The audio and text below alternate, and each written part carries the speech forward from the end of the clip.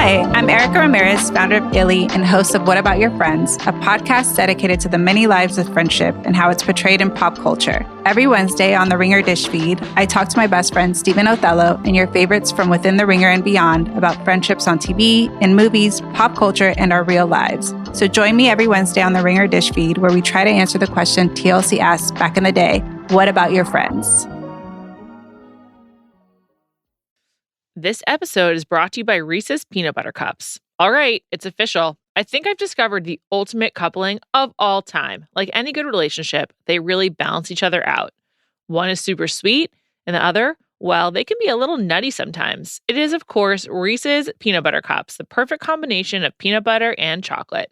So perfect, some would call it true love. Find Reese's now at a store near you. This episode is brought to you by eBay Authenticity Guarantee. eBay knows that when it comes to jewelry, authenticity is the real gem. When you see the blue check mark that says Authenticity Guarantee, it means your next piece will be carefully inspired by jewelry experts and will always be worth its weight in gold. Whether you're looking to make a statement or build the perfect everyday look, eBay is making sure you get the real deal. With eBay Authenticity Guarantee, you can trust that jaw-dropping piece will always arrive jaw-droppingly real. Ensure your next purchase is the real deal. Visit ebay.com for terms.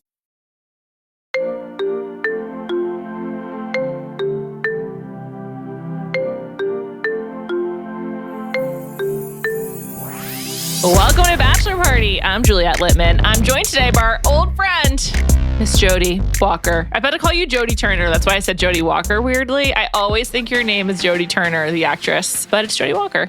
Hi, Juliet. Great to be here, first of all. I don't think of myself as having a common name, but there are 1 to 2 much more famous Jodis than me. Actually, 3. I'd say Jodi Turner, Jodi Messina, and Jodie Comer? Jodie Comer. Actually, there are a lot of famous Jodis. So, I'm ranking low. Jodi Walker and Jodi Turner are very similar names to me in that, like, it's a real heroine name, not the drug, like, novelistically. Like the sort of Jodi Walker is in an Ellen Hildebrand novel, or Jodi Walker is in I don't know. Honestly, Jodi Turner is a better journalist name than mine, Jodi Walker, so maybe I should make the switch. Jodi Page Turner. That's like the name of like the Nancy Drew character. Wow.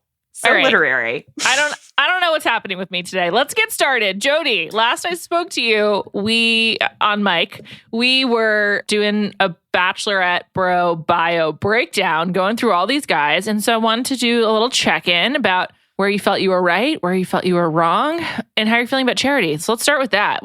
Give Charity a grade as the lead of this show. Well, what's wild, Juliet, is it feels like we had that conversation 2 weeks ago. And we truly did have it maybe 4 to 4.5 weeks ago. Because hasn't been that long. We will have to talk about, which I feel like everyone is talking about, how this season is flying by because it is shorter and it is a strange experience as a longtime Bachelor viewer. As a Bachelorette, as like a performance grade, I think I'm giving Charity an A, like an A-. I agree with you. She's a really good Bachelorette. She has a level head on her shoulders. She's very showing of emotion, which it is nice because you don't always know. It's hard to know how people are feeling. And when people tell you how they're feeling, it's somehow hard to buy it. As a crier myself, I think I really appreciate her crying. And it's a lot of times it's happy tears, which I also cry. And so like, when she just starts weeping in the middle of a date with Dotun because of the way that he has expressed himself, that is very unique and meaningful, I think. So I really like that about her. But she also makes mistakes. And like the mere fact that she had any attraction to Brayden and kept him around that long is like makes her a little more interesting than like a perfect Bachelorette.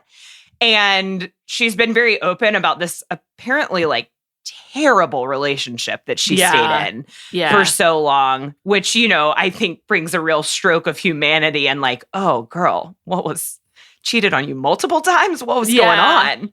He sounded like a real dick. He just sounded really, her ex-boyfriend, the more information we get about him, we don't know his name, we don't have any details, but my take on him is he sounded really selfish. And that doesn't entirely surprise me because they dated for 6 years. This is about to be a gross generalization, but I stand by it. I don't know. Like, she's 27. They dated for 6 years. It means they started dating really young. I think a lot of men are really fucking selfish in that stage of life. A lot of people are really selfish in that stage of life. But it sounds like he was a bad partner and it really impacted her. As for the crying, it's interesting. That hasn't stood out to me that much because I guess like one of the first things you said about her, she's a crier. And I don't know that I would have said like, if someone was like, tell me about Charity, I'd be like, oh, she's a crier and it's very endearing. I wouldn't say it is or is not endearing, but like it doesn't stick out for me, which is interesting. Are you a crier? At times. I guess not, ultimately. I think that's why it sticks out to me because like, but I'm less a crier in my real life and more like we talk about on Morally Corrupt a lot. Like I'll cry during an episode of Real Housewives. Like I am a TV crier and like movie crier. There are like a lot of movies that I cannot watch on a plane or I'll absolutely like ruin my own life as well as the person sitting next to me. Like, so to see someone else doing that on television and it's like she can't stop it. And she's always kind of explaining it like, no, these are happy tears or like, I don't know. And she's also a pretty crier, which is nice. She's pretty at all times. Like she truly. is so beautiful. I mean, her skin is perfect. Like her hair is perfect. She just like, she looks like a Barbie. Yeah, she really does. Also, she has been wearing a lot of pink, including this past week when she and Dotun went for the fun run. Like she was dressed in Barbie core. Before we got on mic, we were talking about the influence of watching this show in a Barbie world or in a Greta Gerwig's Barbie world. And I was curious, like, if that has, just like week over week, if being immersed in the Barbenheimer moment has changed anything for you, which may seem like a random question, but I don't know. I just feel like it's suffusing culture right now.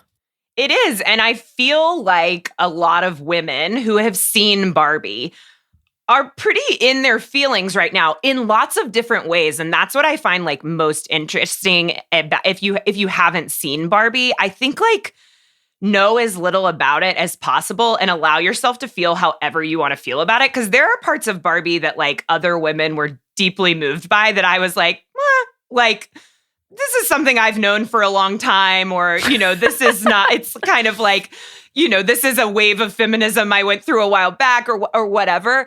But there were other parts of it that I was like, not just moved by, but like also were hilarious. And like, I think what I was thinking about during this most recent episode of The Bachelorette is I wrote a piece for the site this week about like the types of guys that Barbie sort of like stereotypes and represents. So like the type of guy who is going to explain The Godfather to you, whether you want him to or not. The type of guy, this one is very specific to me. And I'm sure you, Juliet, I cannot imagine, oh my gosh, that when you tell them that part of your job, or for you, your whole job is hosting and creating podcasts, their immediate response is to pitch you a podcast. And that podcast is, and you're not going to believe this, them with their brothers, just them and their brothers on mic, just having a podcast, just talking. And that is represented in the Barbie movie. Yeah.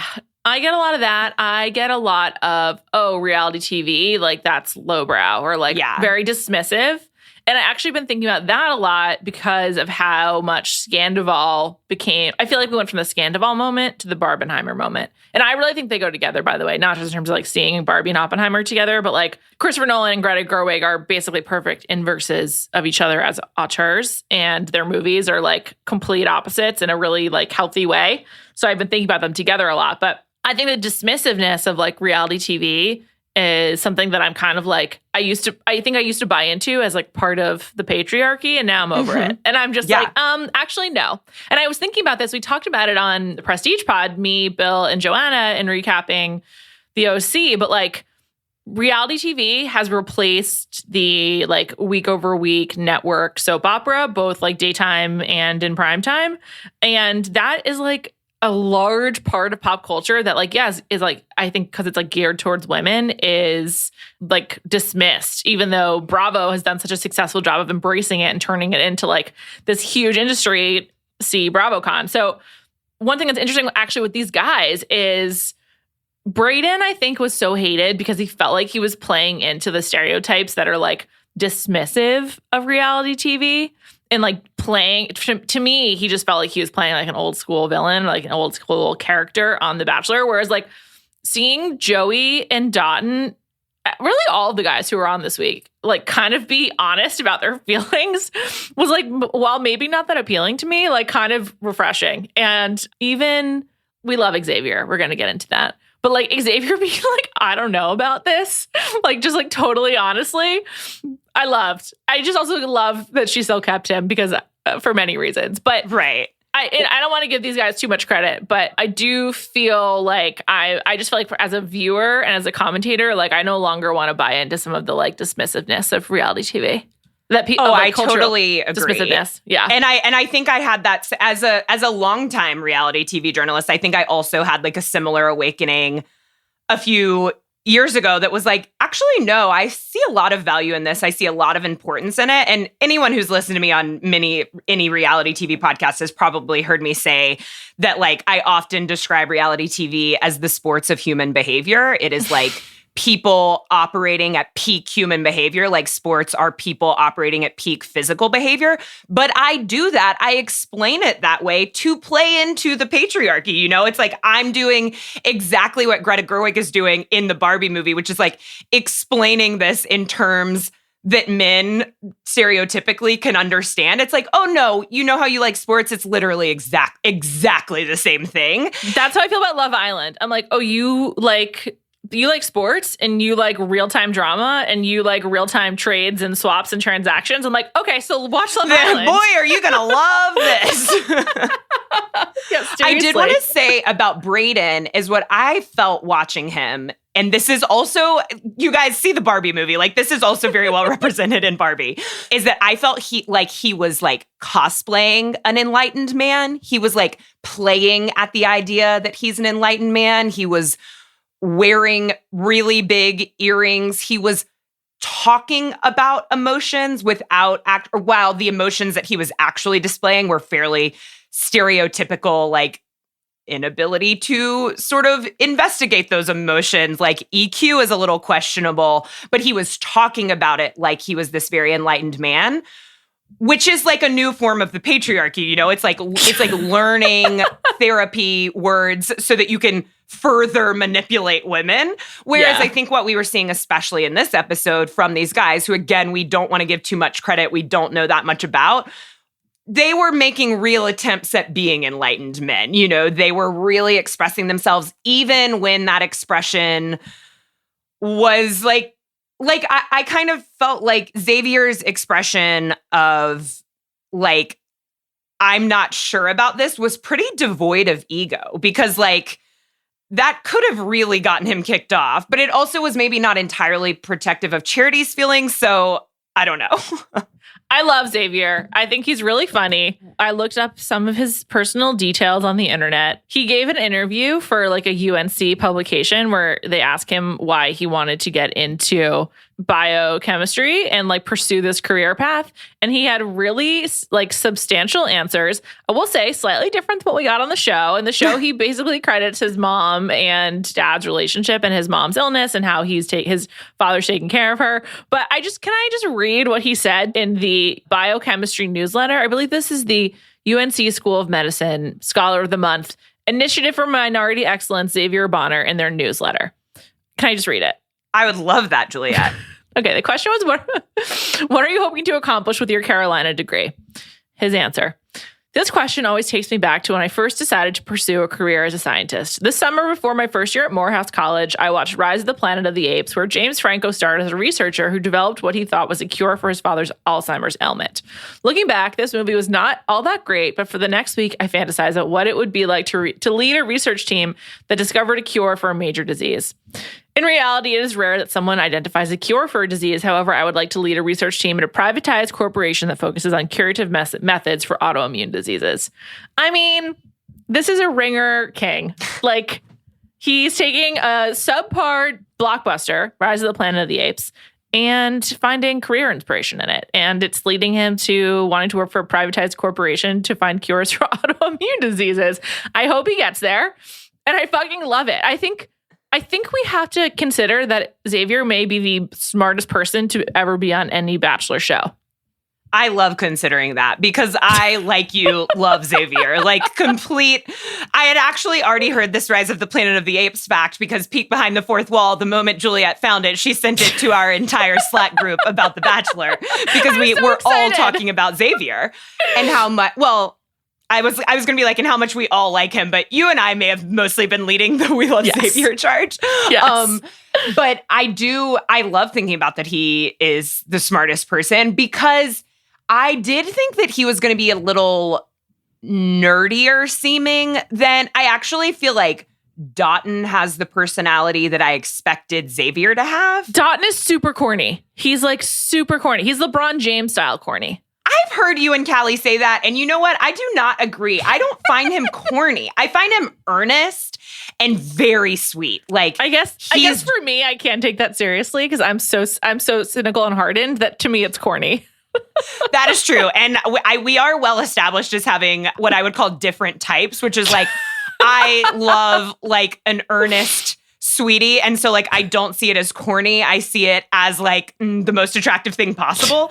But even talking about it, I'm like flustered. I'm like, oh my God, so creepy. Me too, but in a different way. Like, you know, you guys didn't like when she was like, and okay, I could see how this could go either way, but she is always saying, she says it to multiple guys, I'm a happy girl. And he, in response now a number of times has said, I'm a happy boy, which I don't think that you and Callie liked, but I think it's sweet. He's so like humble. He seems, you know, pretty devoid of like toxic masculinity as far as we can tell. To even like be able to say I'm a happy boy is kind of silly. And I just like him, but he has this sort of quiet, kind of stuttering, like not like vocally, but like I actually find he and Charity really similar. Like their personalities are really similar in the way they're always like smiling through talking about serious things. And that was kind of what I expected out of Xavier as a fairly obvious nerd, you know, like he's so smart, he's getting his PhD. He was inspired by, what's crazy about him being inspired by Rise of the Planet of the Apes is I also saw that film in theaters and it did not inspire me to pursue a PhD in biochemistry. Biochemistry. It didn't inspire me to do anything. There's just something about Xavier. Also, the fact that he's got hobbies, he's into knitting, like he's just a very evolved person, I think, and specifically an evolved man. I love to see it. I don't know that he could carry a television show. Like we haven't seen it, but I like adore him and I want more of him. But to your point, the way he was like, I'm not sure about this was so Callie and I also talked about this. And I was like, it's kind of like what Brayden was saying, but in a nicer way. But you're right. Brayden had so much ego that it was focused on like, well, she's not picking me and she's dating all these other guys. And for Xavier, it was so much more just about like timeline. He was like, yeah, I just don't know that like I'm going to get there. And it was very scientist of him, I think, you know, like it was like Brayden was expressing those things to Charity because all for reasons for him. Like he wanted reassurance. He wanted to stake his flag in the ground. He wanted to be special. I truly felt like Xavier was expressing it because he felt the need to be honest, which can also sometimes be a harmful motivation. Like that's not always the best motivation, but I do feel like he wanted to be honest and express himself. And then it was just like when he was like, I know that I want to get engaged. I know that I want to get married. The question is that to you? I was like, that's an insane thing to say on The Bachelor. Like, you cannot say that. But he did. And I think just, it's like, it's all about context. It's a highlight. It's like, if someone else had said that, I would be like, get off the show, bro. You knew what it was. But Xavier said it. And I like Xavier. So it was fine. And it didn't seem like he was saying it in a hurtful way, but he was just being objective, to your point. He was being very scientific. That said, I am shocked that she kept him. I would be, and I guess it's a credit to her that she saw past it, but I would just be like, if you're wondering if it's me, maybe this isn't the right path. But again, like I'm going to give her credit for taking him for who he is and for allowing us to see who he is, because I'm just obsessed with him. I've talked myself into a Xavier obsession in the last 24 hours. I mean, that's great. And that's a credit to the season, which I think is ultimately proving to be a pretty good season, a great group of guys. One thing about her keeping him is like, what were the alternative options? I already felt like keeping Aaron was a stretch. Like maybe if she could have just cut it down to 3, she would have. I find him so irritating and like just lame. It's the turtlenecks for me. I keep wanting to be like, this is a great final 4, but it's a great final 3. And what I genuinely believe will be the final 3 is like Xavier, Dutton, and Joey. And then, there was this really interesting moment, and I can't remember if it was this episode or last episode because I just happened to watch those at the same time, where he came in the room and it was like they were kind of talking about the last time they'd seen each other. And before they'd even like gotten their butts in seats, she was like, the chemistry. Like they were talking about their chemistry together in this very like, we both know it's true sort of way. And I was like, is Xavier the fantasy suites date? Like, is he who she's keeping around for fantasy suites, as we often see with like an F3? But I haven't noticed their chemistry personally, but they seemed very fond of it. I like that you just introduced some hardcore Reddit speak into this podcast. F3 means comes in third, her third place guy. I'm out in the weeds. Although I actually don't look at Bachelor Reddit that much. It's really degraded. Not a lot of info. It's not that good. It's not that good. I don't know. It's no below deck Reddit, which there's like tons of information. I want to talk about the speed. You mentioned that. It's definitely jarring because it's different, but I think I'm okay with it. Like, was there anyone who I felt like I needed to spend more time with? Like, who do you feel like, what's your response to the pacing of this season? And just to be clear, it's 9 episodes, including Men Tell All. So it's 8 weeks out in the wild, the Men Tell All. And then also the Men Tell All, I believe, is its own week. So it's not even like on a Tuesday, as they often double up. So they really did call it back. I don't know if that was because of scheduling, if that was like a creative decision because they have a new showrunner. Well, it's a trifecta, but this woman, Claire from Bachelor Canada, came in and is, working alongside the other showrunners. And yeah, I don't know why they made the decision, but curious, like, is this a positive development for you?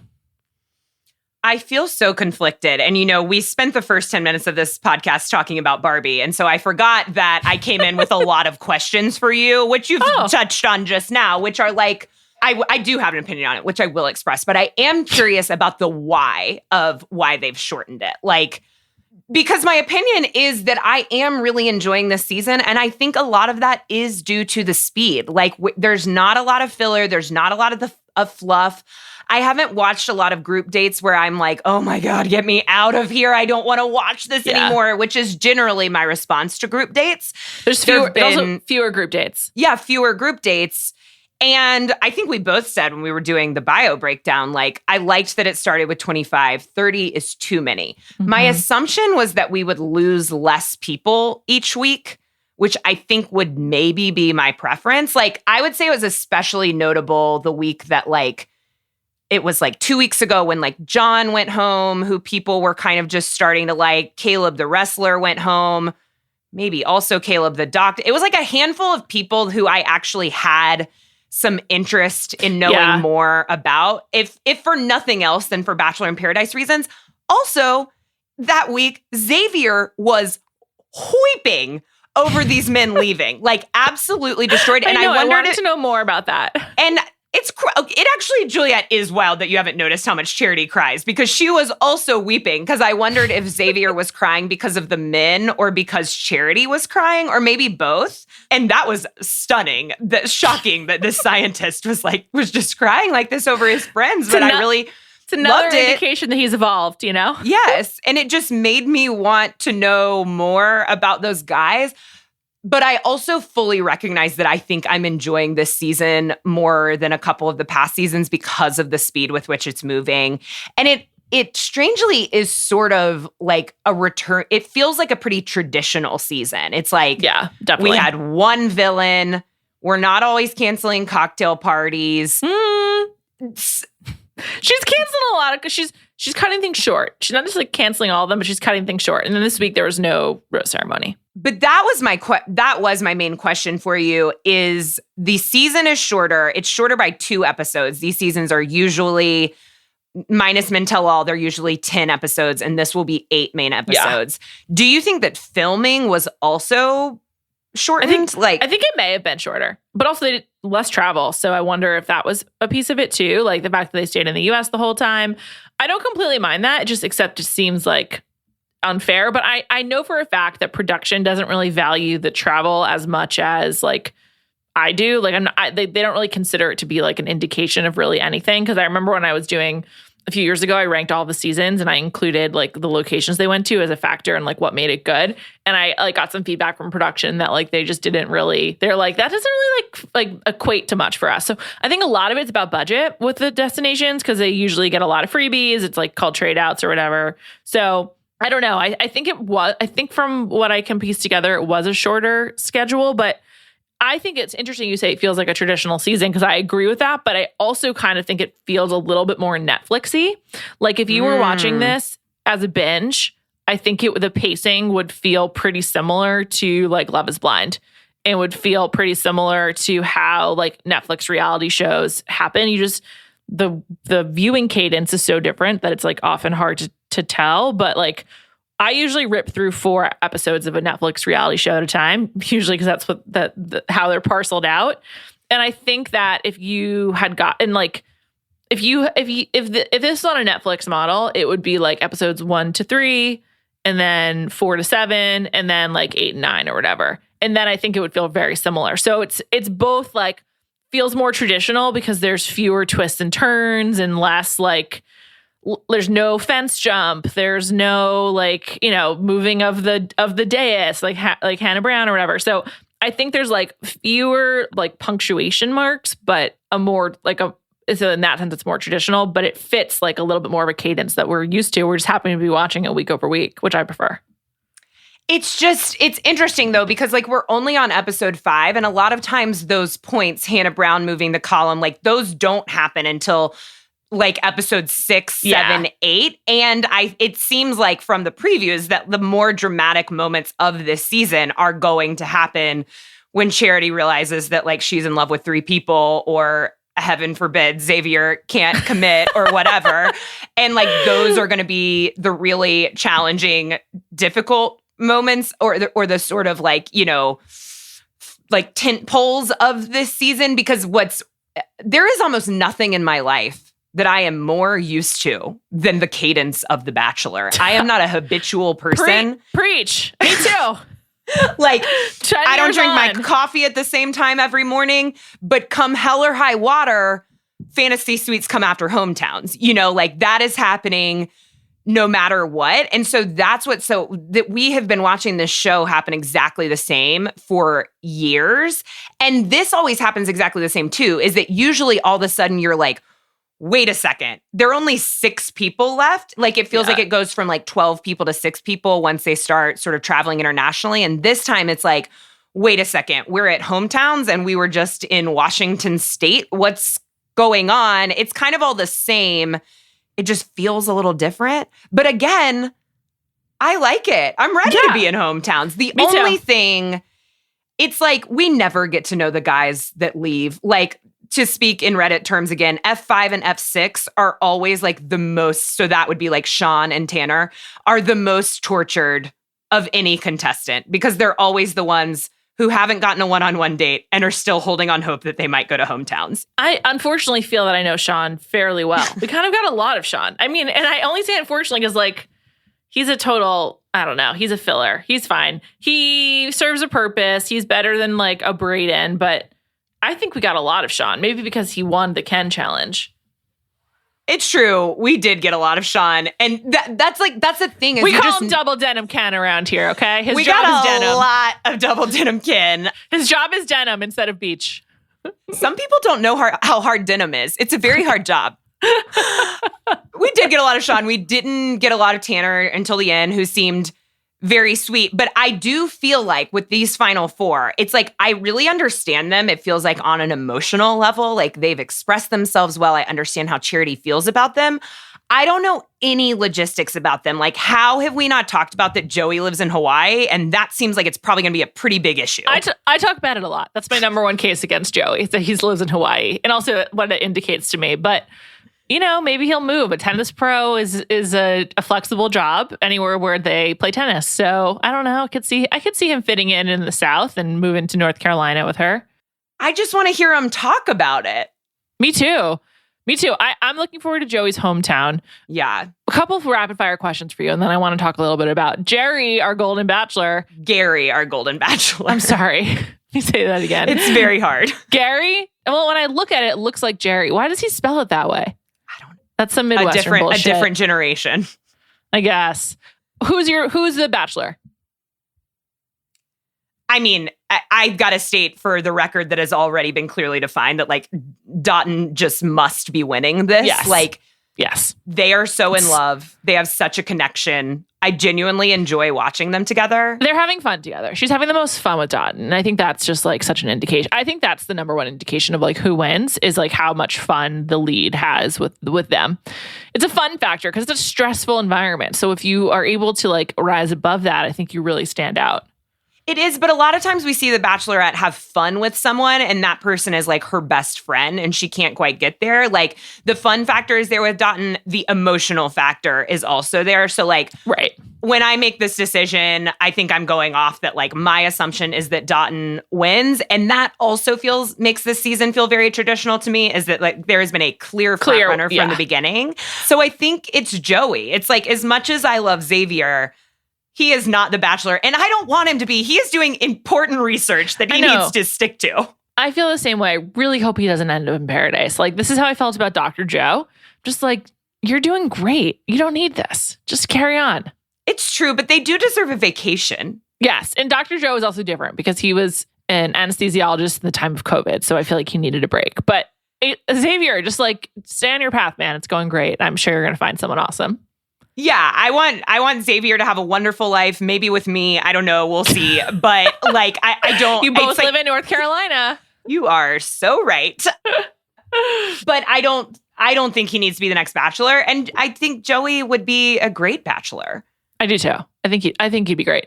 Do you think Joey's a fuckboy? This is something that Rachel, Melanie Platt and I discussed in week 1. We're still discussing it via text. Do you think Joey's a fuckboy in real life? I think that there is a time and place to be a fuckboy where it's not as fuckish. So like if you are... Like as a tennis pro in Hawaii? If you are a tennis pro, a single tennis pro in Hawaii, like you're probably going to be fucking around a little. Yeah, which is fine by me. I do think that Joey has the ability to settle down and to like, sure. I don't know, take a monogamous he's like 26. mate. It's fine to be a fuckboy. He's 29. Oh, I think he's like of wedding age. I'll look it up. Who's your favorite other than Xavier? Like, who else have you been rooting for? You know who I liked really early on that we talked about in the bios? I'm not going to be able to remember his double name, but the underwater welder, John Henry, was extremely cute and like, boy, he went out on week 2. But I was like, let's get this guy in paradise. Why did he get cut so early? He's so cute. I really liked, and I think a lot of people have really built up like an underground resistance for John B. Yes. Data scientist. Did he have an initial? His name was John B, like the Outer John Banks? B. Yeah. John Boy, really liked him. I liked how he handled himself. Well, sort of liked how he handled himself in the Brayden situation, which was like, in comparison to Aaron, he handled it much better. And it was his situation to handle. And I liked Tanner there towards the end. Like, I like Tanner too. He's like a total vanilla wafer, but sometimes you just need that on a TV show. I found him, excluding the thing where he said, yeah, me and my girlfriend had one fight and she moved across the country and disappeared and I have no idea why, which I found a little suspicious. Other than that, I found him very evolved. Like the way that he spoke about Charity and considered her feelings as much as he considered his own. He was very patient. Like I did find him to be someone who genuinely seems like they've been to therapy and done some work on themselves. So in that way, I did not find him vanilla. Also, I should know these details. This is not well studied of me, but I've heard a couple of people say that he is like he's like a trainer on some online workout app. And what I think he trains is like walking. It's like walking for exercise. Love and I this. find that adorable. I love that. That's awesome. He is a trainer / like medical device salesperson. That is hilarious. His name is Tanner Christian Courtad. Juliet, you repeatedly forget this, that actually his job is mortgage lender. Sorry. And that is tough. That's a tough job. And then when I remember it, I always say, oh shit. I know. It's always a predatory industry. downfall. Tanner's a roller coaster. He's not as vanilla as you think. And I think he is going to really excel on Paradise. I also feel like this is, my suspicions are confirmed. He works for a company called Kiavi, and on their Instagram, it says speed to close, power to scale. And I'm like, that's not really sound lending, okay? He should lean into teaching speed walking. Yeah, and then he's a trainer for Walk at Home, which has 161,000 followers on Instagram. Wow. It's spreading the good news of what walking can do for the health of the world. Wow, I love it. I love walking. I think you love walking too, Juliet. I do love walking. He's really hot. The main thing I like about Tanner, and the reason why I forget that he's a mortgage lender in a predatory profession, is because I'm attracted to him. He's really hot. He is handsome. Like, he is like man handsome, and he's someone where like every time you catch him from a different angle, he looks different and also somehow better. Like, yeah, he's really good looking. Oh man, it's nuts. This episode is brought to you by eBay Authenticity Guarantee. eBay knows that when it comes to jewelry, authenticity is the real gem. When you see the blue check mark that says Authenticity Guarantee, it means your next piece will be carefully inspired by jewelry experts and will always be worth its weight in gold. Whether you're looking to make a statement or build the perfect everyday look, eBay is making sure you get the real deal. With eBay Authenticity Guarantee, you can trust that jaw-dropping piece will always arrive jaw-droppingly real. Ensure your next purchase is the real deal. Visit ebay.com for terms. This episode is brought to you by Visible. Maybe you've already let your New Year's resolution slip. We all have, but you can still make a 2 year's resolution with Visible. Right now, you can get a one-line wireless plan from Visible for just $20 per month for 24 months. 24 months is basically 4 Bachelor seasons. That could be 4 engagements, 4 broken engagements, so many other couples we didn't see them coming. It's really an eternity in Bachelor Nation. And that's unlimited 5G data powered by Verizon with no annual contracts. Switch now at Visible.com and use the code Visible24. Don't miss out. Offer ends January 31st. New members only. Promotional rate with service on the Visible plan. For additional terms and network management practices, see Visible.com. Let's move on to Gerry / Gerry. What should we call him? Gerry / Gerry? Just in general? I was going to say we should call him Gerry, which is his name. But whatever you feel is right. It has helped me that he's from Indiana. So remembering that it's Gerry from Indiana really works. Gerry, Indiana. For the Music Man fans out there.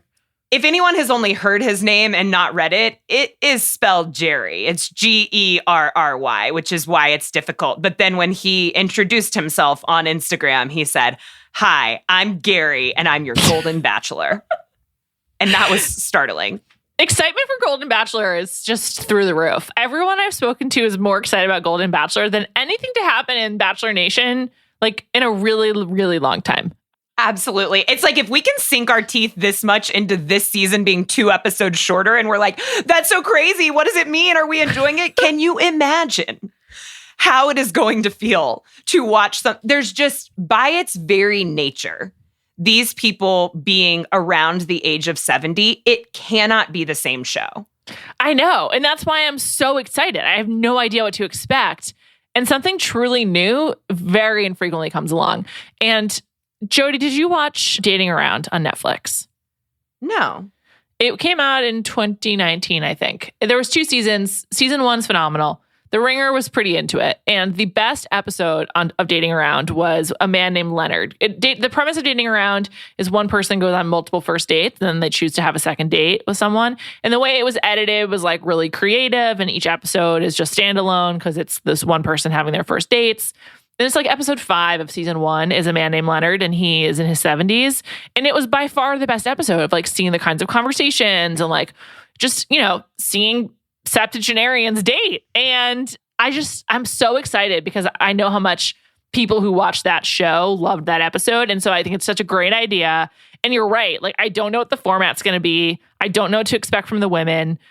I've heard that the women are going to be 65 and over, so that it's like same age demographic, which is like also exciting because, here we are in the age of Barbenheimer. I want to mention, so infrequent that women of that demographic are like put front and center on television or in movies, unless it's like someone extremely established or it's like, the book club, which I support, of course.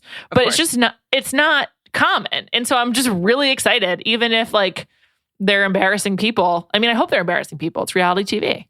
It's not common. And, this will probably change the moment I start watching it and everyone's a mess no matter what age. But I will say, in consideration that we were going to be talking about the Golden Bachelor today, I was just like scribbling down a few notes about my thoughts. And I've been a little conflicted on that they chose a Golden Bachelor first as opposed to a Golden Bachelorette because, older women are so ignored and undervalued in our society that I do think it would have been like quite a statement to first have like put a 70-year-old woman on a pedestal. However, I started thinking about like, and this is absolutely me in my Barbie feels, like thinking about having this many women of a certain age in a room. And I genuinely felt emotional. Like, I agree.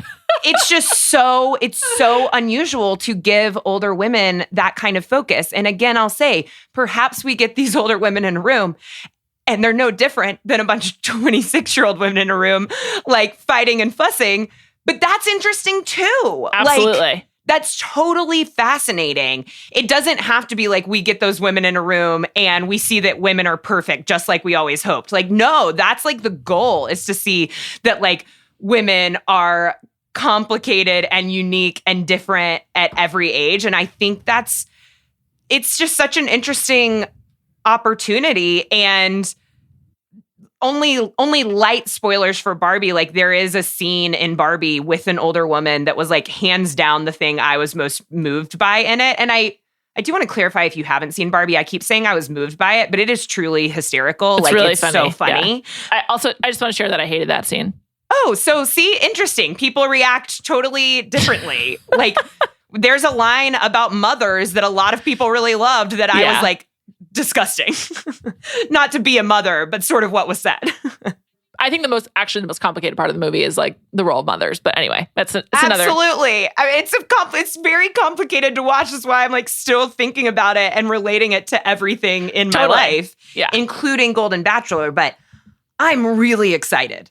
Me too. I'm really excited as well. I predict that we get a room full of Jill Bidens. Like, I feel like that's going to be the type of woman. And that would be incredible. I know. Great. My only fear, so my hope is that we get at least one, but maybe a handful of lifelong bachelorettes. Mm-hmm. Like, I do, because, I mean, have you guys talked about Gerry on the podcast yet? Very, very little. Give us some facts, some bio data, as they say on Indian matchmaking. His bio data is he seems to be about 6'2", as is required for a bachelor contestant. He is 71 years old, from Indiana. He was married for like 40-something years to, I think, his high school sweetheart. That's correct. Who suddenly died from an illness in 2017. And so he was sort of suddenly widowed, but it's been 6 years, and his grown daughters and half-grown granddaughters have encouraged him to do this. And so it's this like very, sweet story. And he's also talked about in interviews that he and his wife also talked about, if one of them were to ever pass, like what they would want for the other one. And so he's talked about that he feels, sort of supported in this endeavor by his wife's memory. I'm sure this is not what she could have imagined that would look like, but hey, you never know. So like, he seems like a cool, sweet guy, but I was going to say that by the mere fact, they chose a widow on purpose. You know what I mean? It's like, for someone's wife to have passed, as opposed to divorce or being a lifelong bachelor. Like, those are not things that we admire in bachelor society. And so my fear is that, like, in the casting of the women as well, the only moral way to be single at 70 is to be widowed, is like something I could very much see The Bachelor doing. I really hope that's not the case. I agree. It would be cool for some women who don't have kids, like, you know, give us a full range of women at 70, like, or 65, whatever that looks like. In their defense of choosing Gerry/Gerry, I do think narrative-wise, like in building a franchise, you know, this is still television. This is not Barbie Land. This is not an academic experience. Like, this is a television show on ABC in prime time. So in terms of like creating a new franchise and creating a new show, like, you wanted it to be successful, right? And like, you want to be showing more people on. Hopefully this is like a launching pad to showing a different phase of life that is so ignored by reality TV, unless it's like Crazy Luann and Sonia. And which I'm also loving, by the way. I haven't Crappy watched Lake. I'm going to watch Crappy Lake, but I haven't watched it yet. But anyway, that's a real, like, I need it to be raining for like 36 hours and I just sit down and watch all of it. But anyway, there's a narrative. Like, you just very neatly summed up who this guy is, like, or like the way that they're selling him. And so like, we're all in and like excited. And so it's like not a groundbreaking choice, but like, you know, you gotta crawl before you walk and whatever they say. Oh, yeah. I think he's a great choice. I don't want him to be groundbreaking because it's already groundbreaking to be doing it. Like, he seems, as far as we can tell, like a great choice. If you look at him in the like promotional pictures, he's like a wildly hot 70-year-old. When you watch him in real life, he's still very handsome, but he seems a little more 70? viable as a 70-year-old man, which I want. I want him to seem 70, you know, like, and he does. He has, when I've watched him in interviews, I've noticed like he has hearing aids of some kind. He seems older. He's very devoted to his grown children. Like, I feel like they've done a good job casting it. And he's also very charming, but very like, you know, Midwestern. Oh, yeah. I think it went for, we talked about this in our Slack too, and sort of like our collective agreement is they went for like Sean Lowe at 70 with the personality of Ben Higgins at 70. Yeah. And the only thing I can really be sure of is I'm positive there will be pickleball in this show. There's no doubt in my mind that they'll be playing pickleball at some point.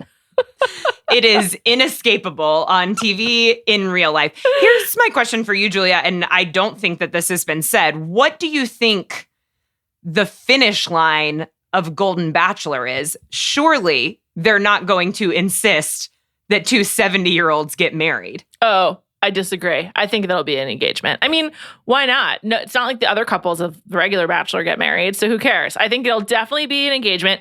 And I think it's I would buy it way more. I think at 70, you know much more about who you are. You've so much more life experience. I mean, think about like Gerry/Gerry versus like, I don't know, Joey, or really any of these. Xavier is like, I don't know. Like, he's just, it's like, yeah, it's fine because you are a young person still figuring it out. Like, I also think that this is very influenced by me currently watching Last Tango in Halifax on Netflix, which is a British television show about two people in their 70s who reconnect. They're both widowed and this is a drama. They knew each other as teens and they had like a misconnection. They had lives and they like reconnected. And I do think that like at that age, you just get married faster because you're like, what are you waiting on? And also if you're not going to have kids and you're going to like, you can kind of keep certain things separate. Like it's just different. So I absolutely think there will be an engagement and I think it's like completely fine and way more believable than Charity and Dotun getting engaged. I think you make a great point that 70-year-olds are going to be much more sure of what they want and of what that commitment means, especially if most of them have done it before in some way or another. However, have you ever tried to make a 70-year-old do anything that like maybe they don't want to do? I also think that like it's something about the idea of trying to enforce a social norm of like, this is the way we do it on this show, so this is the way you'll do it. Like, you'll kind of get engaged whether you're totally sure about it or not. It's just like, I think the people going on the show are just like, fuck it, why not? I think it'll happen. But also, Jodi, I'm kind of surprised to hear you say that because, like, I think just from the last 20 years of Real Housewives, we could put together a cast of women for Gerry who would be willing to just be like, yeah, sure, let's get engaged. But they shouldn't do it. Sure, but that's irrelevant. It's not irrelevant because 70-year-olds also know that. They know when they should do something. I think. I don't know. Oh my gosh, what if there is a Real Housewife on that? Here are the women from the Real Housewives universe that would go on the Golden Bachelor and would be totally fine with getting engaged. Vicky Gunvalson, Giselle Bryant, Luann, Sonia, Ramona. Who else do we have? Erica Jane. I think she'd be like, yeah, sure. Let's keep it moving. I'm trying to think of other people I think would just totally do it. Like, off the top of my head, that's a solid crew. I don't think Gerry would propose to any. It's like they're like different species. Like these are like different reality TV species that I mean, God, this is a good idea. Real Housewives dating show. This is a really good idea. It's because they are impulsive, not because of their age, but because they are operating at peak human performance, as previously noted. Yeah. Like Luann got engaged in 2 months, immediately got arrested, got divorced because her husband was making out all over New York City with anyone but her, and then got sober. And she did that in like a 7-month period. That's not the life of a normal 55-year-old woman. That's the life of Luann. I don't know. I think there are plenty of wacky people out there. This is just making me more excited. And also, like, I need to talk to someone about a dating show with housewives because that's a really good idea. We got to get someone on the horn. And I would like a small producer credit, please. Absolutely. I think it's exciting because it's like we really don't know how it's going to go. And a lot of it depends on the casting. Is it going to go wacky? Like, are these people going to be characters or are they really shooting for the love story? You know, like the thing about Gerry is it suggests to me that they are shooting for like a traditional like Disney love story. I agree with you. And I'm okay with that. I'm not we do have Bravo for mess with women of a certain age. So like that's fine. And we like it and we accept it. But like this is also a fantasy show, always has been, and like that's fine. I mean, I'm really excited. No matter what it is, it also will just be fascinating to talk about. I am hoping to have a lot of people on the pod who are like over 50 to discuss it, which is still, a generation younger than Gerry. But I do think that in an older perspective and, 50 is just the bottom line here. So we'll see, but I'm very excited about it. It just seems like everyone is. Like, I just think everyone's ready for something fresh and different. And it's a no-brainer. I'm so glad it's finally happening. Yeah, I've seen tons of people being like, I haven't watched the franchise in a few seasons, but I'll come back for this. And like you said, it's finally happening. Like, it's worth noting that they've been working on this for 3 years. Yeah. It's been conceptualized for that long. It's presumably been cast for a longer time than they might normally cast a season. So like, hopefully that all adds up to success. Fingers crossed. Jodi, I loved this chat about The Bachelor and the age of Barbenheimer. Thank you so much for joining me. For more Jodi, catch her recapping the Real Housewives of New York on the Ringer Reality TV podcast on Fridays. That's our Bravo show, Morally Corrupt. It's a fun show so far. I like Bryn. She's my favorite. She's made for Bravo. Bravo, Bryn. I'm so happy she's here. Thank you to our producer, Jade, Whaley. Callie and I will be back on Monday. Hopefully Love Island will be back on Hulu. So my sources tell me that it's not a Rita Ora issue or a licensing issue, but it's a captioning issue. So I really hope they figure that out. I'm fiending. I just miss it so much. Thanks, everybody. Have a great weekend.